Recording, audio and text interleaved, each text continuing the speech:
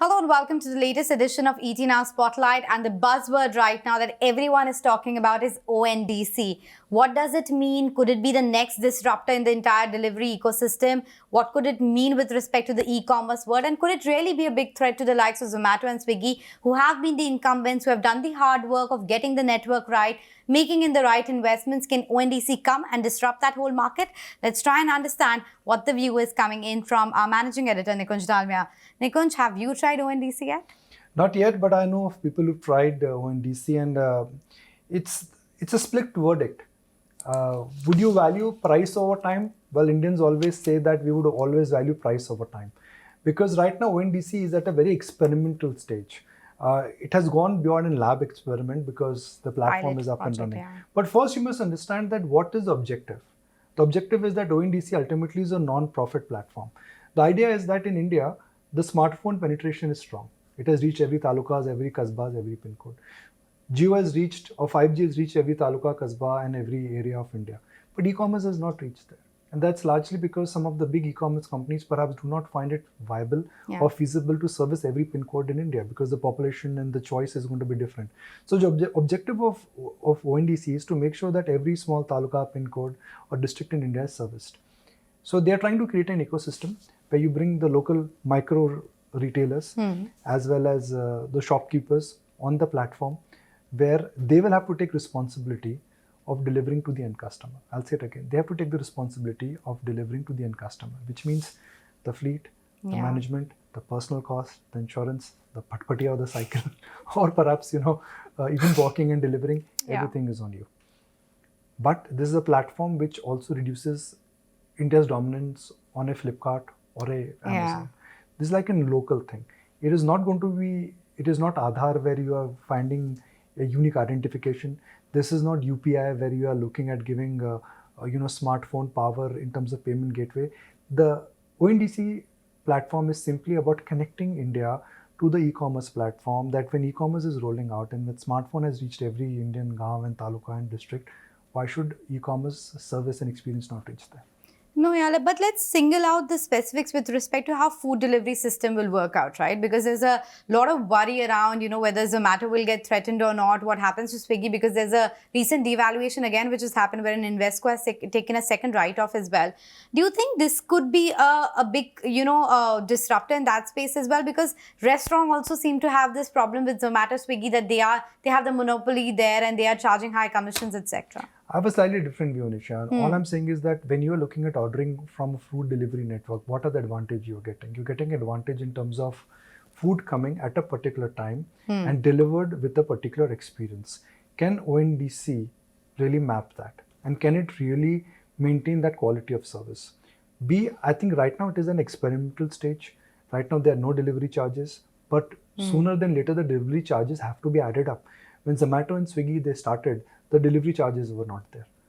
They were giving you discount. Freebies, it's like saying that when I was ordering my milkshake, the discount was paid by an P investor.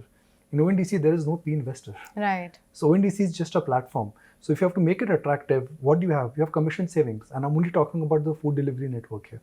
B, with the food delivery system, you always have Pikas and you always have Dalas. Correct. It has to be a great inventory stroke supply management, which you'll have to get into.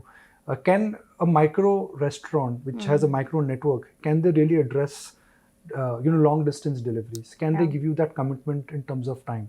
I mean, a company like Jubilant Foodworks, which started with a promise of 30 minutes into pizza free, they had to roll back because of Bombay traffic. Correct. So I think it is work in progress, but all these experiences will coexist. Zomato and Swiggy give you a different kind of an experience, which is based on quality, assurance, and a network which they currently own. ONDC network is not owned by ONDC. It is owned by the local kirana wala or the person who's associating with that. So managing that cohort is very different. And that's why I think that while everybody is saying ONDC is an experimental stage, I firmly believe that ONDC is a optional service, but that service will have different criteria and different feature. If I want Chola Bhatura to be coming on Zomato Legend, I will not get it on ONGC. I will get it on Zomato.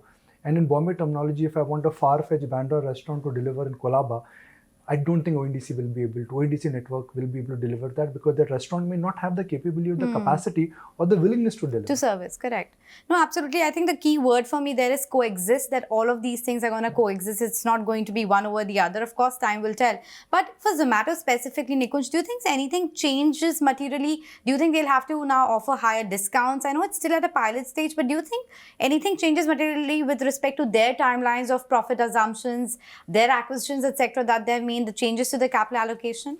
So Zomato and Swiggy have started charging you delivery charge. And the delivery charge was based on the premise that, look, we need to be profitable. Correct. Our investors are asking us tough questions. Gone are the days of free milkshake or free cash, whichever you want to look at it. So I think they will have a pushback. You cannot have such a large. See, India is a very price sensitive market. True. In a price sensitive market, you cannot be increasing prices at will. It has to be done in proportion with the market reality. So you may see that whatever path they've shared in terms of the profitability, that may just get slightly delayed. I don't know what policy they're likely to follow, but it's logical to assume that whatever incremental price hikes they've taken, they may not be able to take that substantially. But there's another point about Swiggy and Zomato, which we've been discussing, that Swiggy markdowns have happened. Right. Will it have impact on Zomato? I think it will not have impact on Zomato, and I'll tell you why. Because right now, depending on the cut you look at, Zomato and Swiggy are neck to neck. Some cut would say they have 45% market share, some cut would say 55% market share. So I would say the pie is cut right in the middle. But the difference is Zomato is listed and Swiggy is not listed. Now what difference does that make?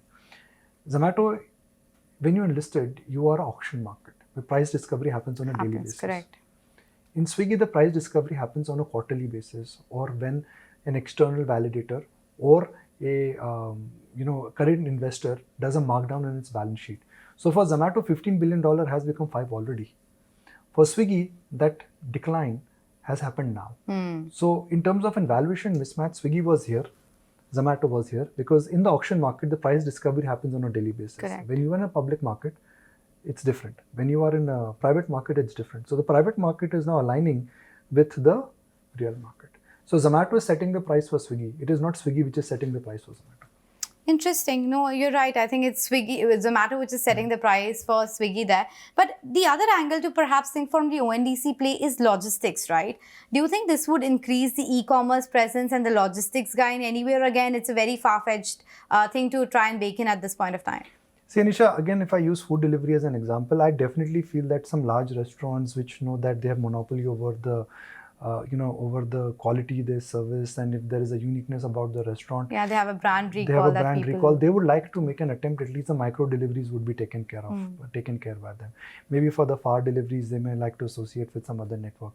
So now if you're trying to put 2 and 2 together, the second derivative impact, could there be more demand for scooters? Could there be more demand for delivery personals? It may be yes. Could there be more demand for bicycles also? Maybe in some small cities it may be yes. Yeah. I think restaurants somewhere do get a sense that they're getting bullied by the food delivery companies. They're not very happy about shelling out 30-35% commission. Correct. They are doing it. Why? Because that's on a fixed cost. They're getting a delivery, delivery revenue free. So for them, they get without doing anything. So they are happy with it. But somewhere they are not very happy with the commissions they're shelling out. So if they are able to service their locality and the nearby micro areas, I think they would go ahead with it, which means we are looking at more demand comings for Patpatia, 2-wheelers, maybe EV scooters. Let's see. Okay, but that was our attempt to try and decode for you what the vision could be with respect to ONDC when it does become a reality. For now, it's a pilot at this point of time, but can't completely rebut it. We'll have to see how it really develops, because this could very well be one of the disruptors and perhaps one of the other coexisters when it comes to the food delivery and other e-commerce segment as well.